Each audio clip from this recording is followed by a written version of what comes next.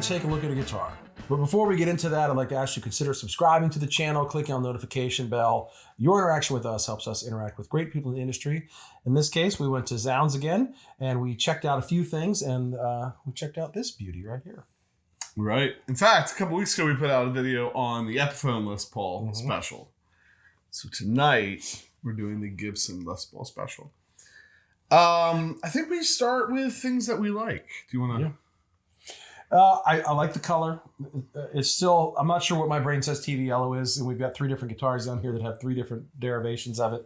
I like the color. I love the aesthetics first. The Gibson logo really pops.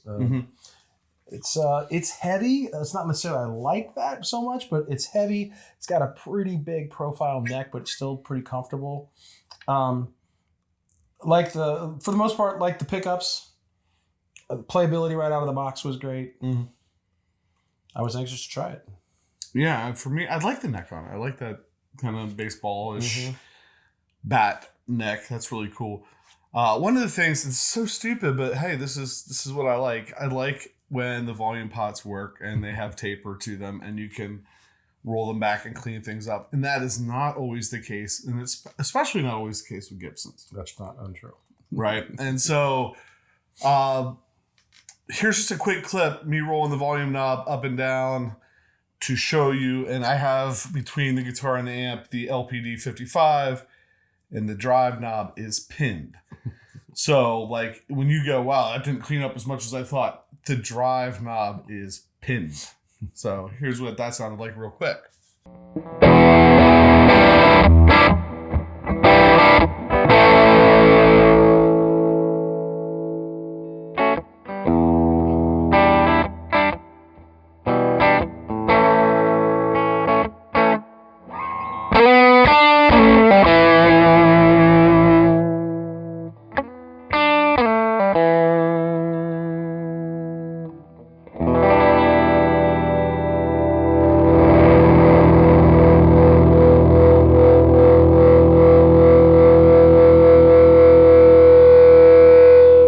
So next we thought we would just look at the pickups, just play them clean through the Tyler JT22 with reverb.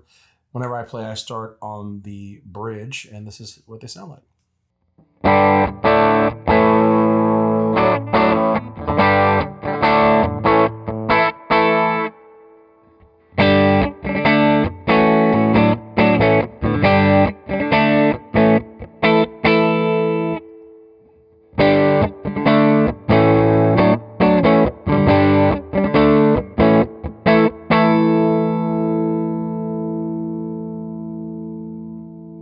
All right, so whenever we're doing a guitar like this, we like to take a couple of pedals that we've been using in our series or that we have sitting around that we think need some more love and just run the guitar into them just to see what they sound like, see how it works.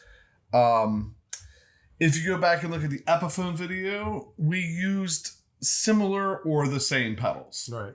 All right, so in this particular case, for my first clip, the same... right back to the blue LPD 55. Wanted to explore that. That is going into the Echo Tour by DLS Effects, into the Tyler, which I believe, due to a freakazoid accident, has no reverb on it.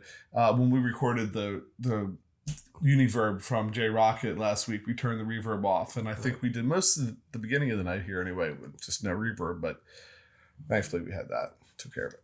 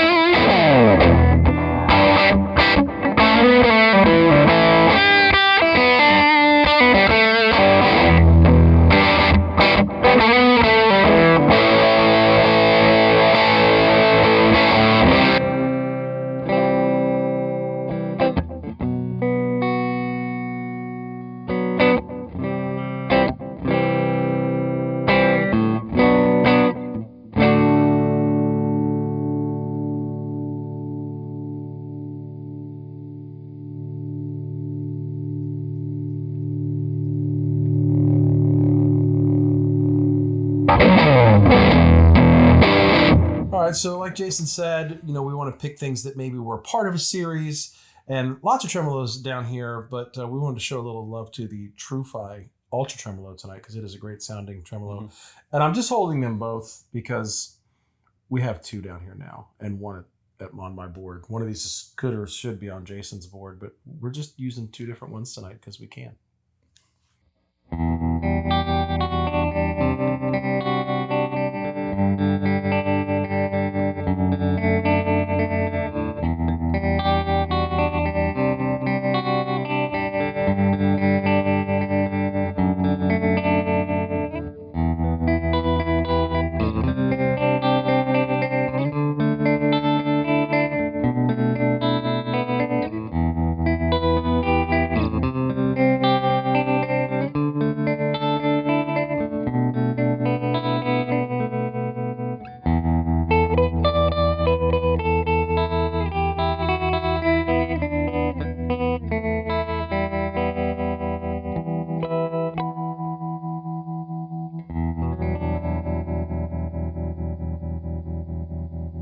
So we're setting up the first jam quick. Last time when we did the Epiphone, I played an Epiphone 339. So now that we're doing a Gibson, I figured I should grab a Gibson. So I grabbed my classic 60s classic humbucker pickups, neck pickup, split it. For this, ran it into the Ross phaser, new Ross phaser, and then ran that into the G-Lab DR2 dual reverb, which we have to do. This has been really cool because we've been using the PJT. No, what is it? The MT. PT, JT, all the T's. MT 22 from 15. Apparently, I don't know what we're doing. Marchmati MT 15 from PRS. We've been using that amp a good bit in the last couple of videos. Sounded great, but needed a little reverb. Right. So I played the star of the show through the JT22 with the ever-present Echo Tour. I think we'll call this Thing 2. Thing 1's down there, Thing 2. And then I don't know. I always say I try to go to home base when we're trying something new. It was home base for a very long time, so I played the Tube Screamer. And this is what we played.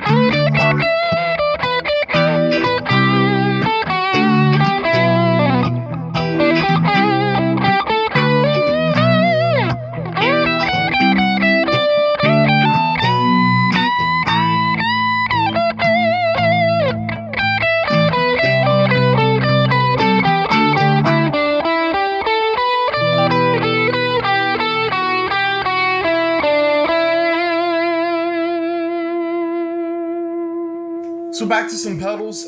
We have a new series that we've been working on and just started to put episodes out for, and that's the Univibe series. One of the first pedals we did in that series, maybe the first, was the Real Vibe from RFO Electronics. So last time I used the jam pedal, but I wanted to pull this out and use that, and I thought it sounded really good. So the RFO Real Vibe with the Les Paul into the Tyler sound a little bit like this.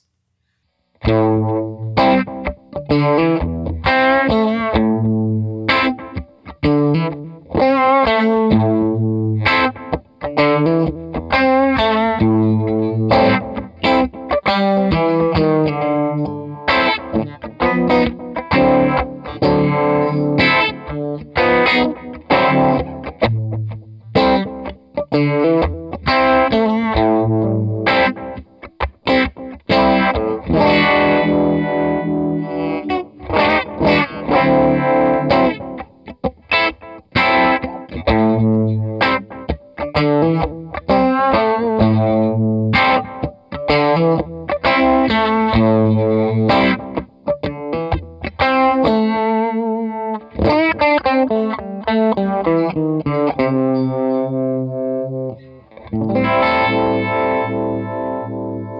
right, so like we said, we're doing pedals that were part of a series or ones that sit around and we should play them more. And because I chose to do the Mythos Mjolnir, I think this is the Wildwood edition.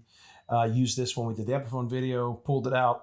Settings were basically exactly where I left them for the Epiphone. And I used the Echo Tour as well as the Echo Tour was on the previous one. If you heard any level of delay on this show, it's one of these. This is what we'll play.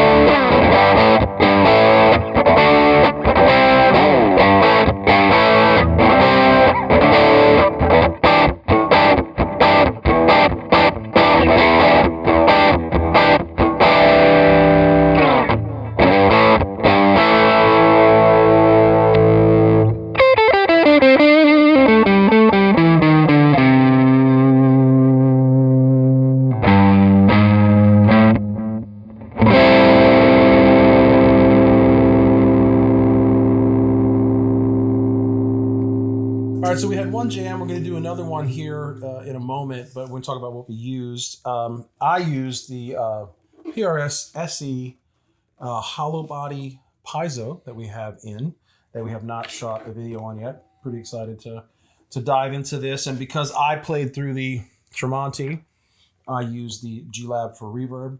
And you might be shocked to know I didn't use any delay, I don't think. I don't know that I did. I don't think you did. But I played these two.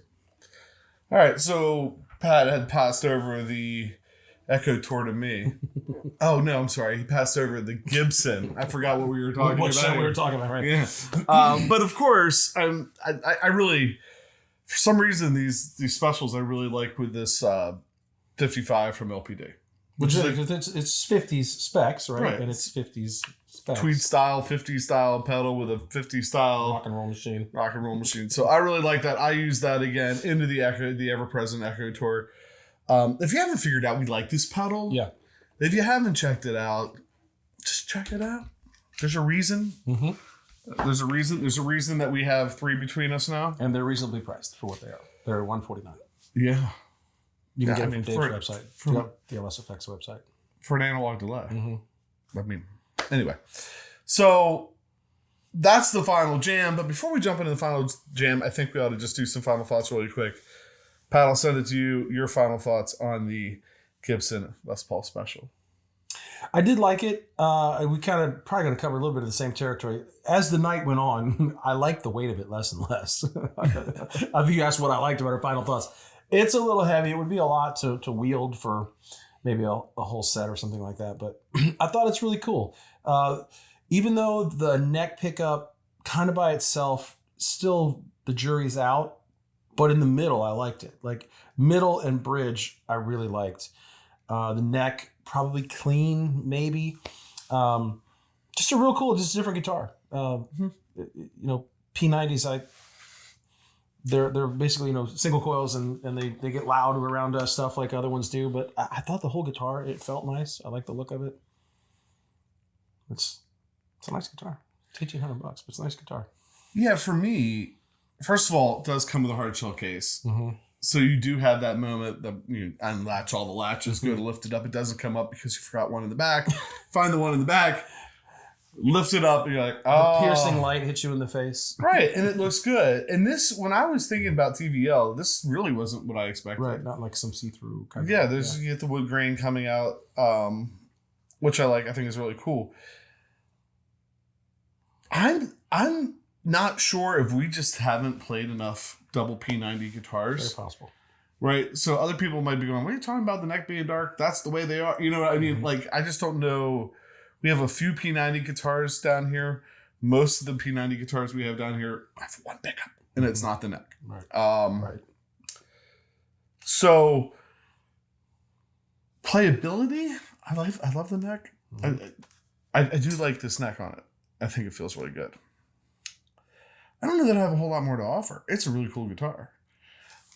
I feel like I think my preconceived notion of what a 50s rock and roll machine with P90s in it would sound like would be brighter up here because like the SG that we have with a single P90 in the back, that thing's bright.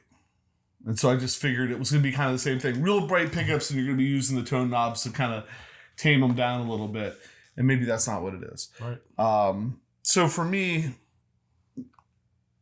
yeah, I felt, but once you turned on drive and went to this neck pickup, man, I thought it was beautiful. It was warm. Yeah. Nice and creamy. It was good. So anyway, final thoughts. It's a really cool guitar. And why wouldn't it be? Yeah. So with that, I think we just take a moment just to say, hey, thanks for watching. Thanks to Zzounds for sending this stuff over for us to check out. If you end up subscribing, clicking the notification bell, hitting the like button, any of that stuff, that's the stuff that really helps us form relationships with people where we can get in cool gear to share with you. So we appreciate that. And I think with that, I'm PJ on behalf of the Beard, reminding no matter what you hear, you never have too much gear.